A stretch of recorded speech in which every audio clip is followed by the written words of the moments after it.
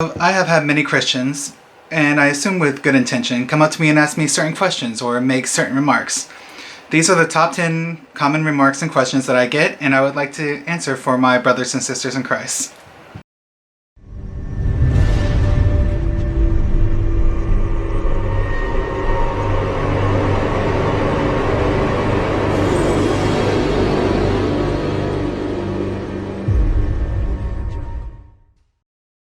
I also struggle with lust.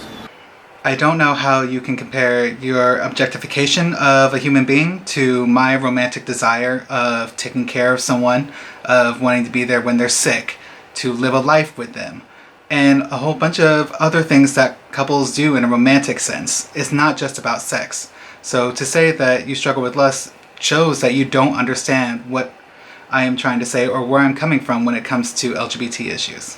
The Bible is clearly against it. Some do think that homosexuality is clearly a sin in the Bible. I have come to disagree with them and think that there were certain situations that the Bible was addressing. However, to say that the Bible clearly speaks on something, that is something that has divided Christians for centuries ever since the faith started. Clearly, the Eucharist is the body and blood of Christ. You will see many Protestants who disagree with that.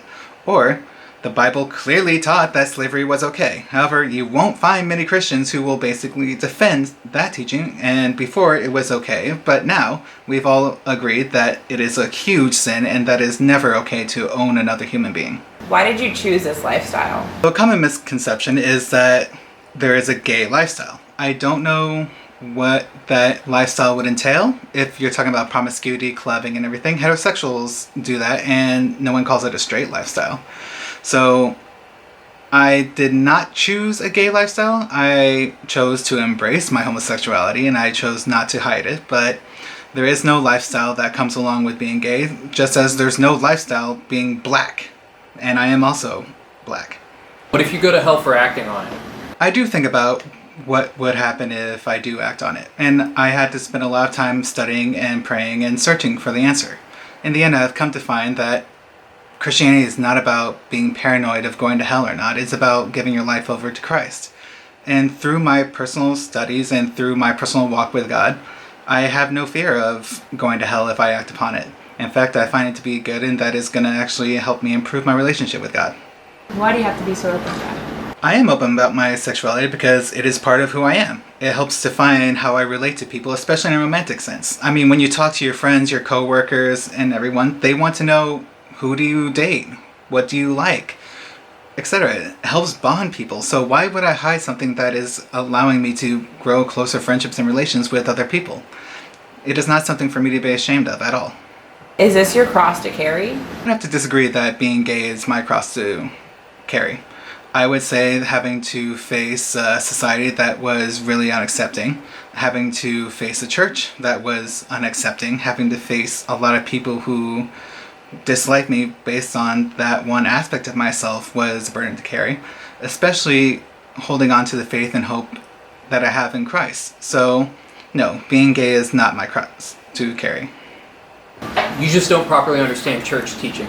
Because I do not come to agree with you on church teaching does not mean I don't understand it. I have read Theology of the Body, I have heard the natural arguments, and I've come to a decision that I do not agree with it. And it's not just based on feeling, it's based on research, based on testimony and personal lived experience. So I would highly encourage you not to go around claiming everyone is ignorant who disagrees with you.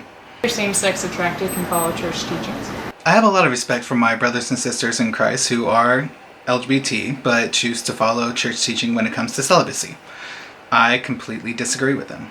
I've found, usually through their testimony, that they lived a lifestyle that was promiscuous or partying or usually full of rejection, and by coming to the faith, they found a better life, which is amazing. I do think that following this faith, you will have a great life.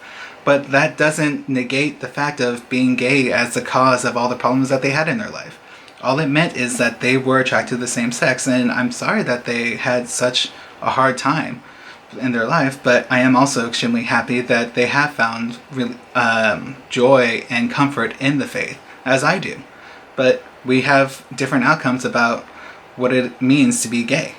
Chastity is your only option. So I do agree with the church's teaching on chastity, of waiting for sex until marriage. I can't say I've practiced it perfectly. However, what I can say is that the church's teaching on chastity does not apply fairly upon LGBT people because heterosexuals have the chance to marry, while with gay people, you do not allow for them to marry. So thus you're forcing celibacy upon them. And celibacy is a calling by God. It's not something that can be enforced because that would just bring one into chaos with God's will in their life.